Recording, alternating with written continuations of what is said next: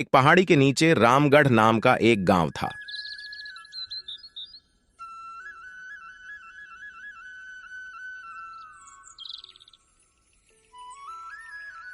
गांव के सारे जानवर हरी घास खाने के लिए सुबह उसी पहाड़ी के ऊपर बसे जंगल में जाते और शाम होते होते घर वापस आ जाते थे।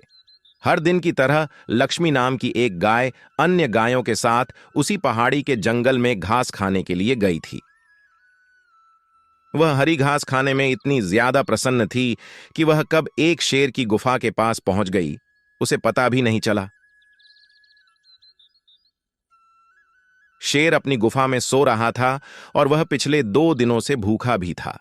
जैसे ही लक्ष्मी शेर की गुफा के पास पहुंची, गाय की खुशबू से शेर की नींद खुल गई। वह शेर धीरे धीरे गुफा से बाहर आया और गुफा के बाहर गाय देखकर खुश हो गया। शेर ने मन ही मन सोचा कि आज उसकी 2 दिनों की भूख मिट जाएगी। वह इस तंदुरुस्त गाय का ताजा मांस खाएगा और यह सोचकर उसने एक तेज दहाड़ लगाई। लक्ष्मी शेर की दहाड़ सुनकर डर जाती है।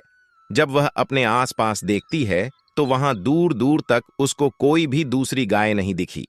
जब वह हिम्मत करके पीछे मुड़ी तो उसे सामने शेर खड़ा हुआ दिखाई दिया।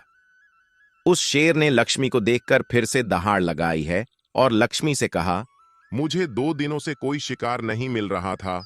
मैं भूखा था। शायद इसलिए भगवान ने मेरा पेट भरने के लिए तुझे मेरे यहाँ पर भेजा है। आज मैं तुझे खाकर अपनी भूख मिटा लूंगा। शेर की बात सुनकर लक्ष्मी डर जाती है। वह रोते हुए शेर से कहती है, मुझे जाने दो, मुझे मत खाओ। मेरा एक छोटा बच्चा है जो अभी सिर्फ मेरा ही दूध पीता है और उसे घास खाना अभी तक नहीं आया है। लक्ष्मी की बात सुनकर शेर हंसते हुए कहता है, तो क्या मैं अपने हाथ में आए शिकार को ऐसे ही जाने दूं? मैं तो आज तुझे खाकर अपनी 2 दिनों की भूख मिटाऊंगा। शेर के ऐसा कहने पर लक्ष्मी उसके सामने रोने लगी और विनती करते हुए कहती है कि आज मुझे जाने दो। मैं आज अपने बछड़े को आखिरी बार दूध पिला दूंगी और उसे बहुत सारा प्यारा करके कल सुबह होते ही तुम्हारे पास आ जाऊंगी। फिर तुम मुझे खा लेना और अपना भूखा पेट भर लेना। शेर लक्ष्मी की यह बात मान जाता है और धमकी देते हुए कहता है कि अगर कल तू नहीं आई तो मैं तेरे गांव आऊंगा। फिर तुझे और तेरे बेटे दोनों को खा जाऊंगा। लक्ष्मी शेर की यह बात सुनकर खुश हो जाती है और शेर को अपना वचन देकर गांव वापस चली जाती है।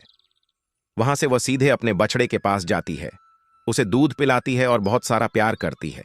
फिर बछड़े को शेर के साथ हुई सारी घटना बताती है और कहती है कि उसे अब अपना ख्याल खुद ही रखना होगा। वह कल सुबह होते ही अपना वचन पूरा करने के लिए शेर के पास चली जाएगी। अपनी मां की बातें सुनकर बछड़ा रोने लगता है। दूसरे दिन सुबह होते ही लक्ष्मी जंगल की तरफ निकल जाती है और शेर की गुफा के सामने पहुंचकर शेर से कहती है, अपने वचन के अनुसार मैं तुम्हारे पास आ गई हूं। अब तुम मुझे खा सकते हो।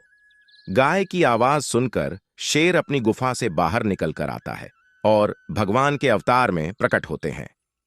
वह लक्ष्मी से कहते हैं, मैं तो बस तुम्हारी परीक्षा ले रहा था। तुम अपने वचन की पक्की हो। मैं इससे बहुत प्रसन्न हुआ। तुम अब अपने घर और बछड़े के पास वापस जा सकती हो।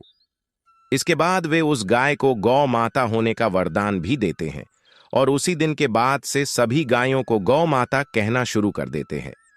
कहानी से सीख हमें जान की बाजी लगाते हुए भी अपने दिए हुए वचन को पूरा करना चाहिए। यही हमारे दृढ़ व्यक्तित्व को दर्शाता